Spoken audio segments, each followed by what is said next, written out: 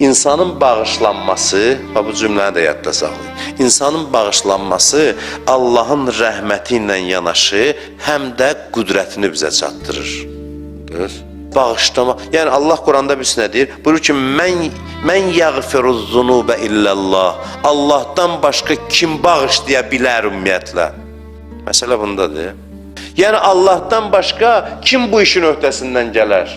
Tövbə təkcə rəhmət məsələsi deyil, qüdrət məsələsidir. Allahın gücü çatar bu işləri eləsin sənin üçün.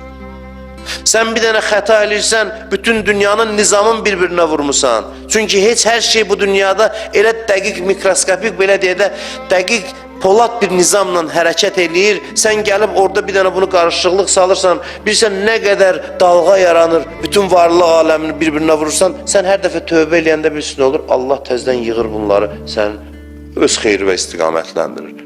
Sonra deyir ki, bunu mən eləyə bilərəm, bunu heç kəs eləyə bilməz. Bağışlamaq bu deməkdir. Yoxsa biz elə bilir ki, Allah'a incitmişdik, deyir bağışla. O da deyir, hə yaxşı da get, biz elə başa düşürük.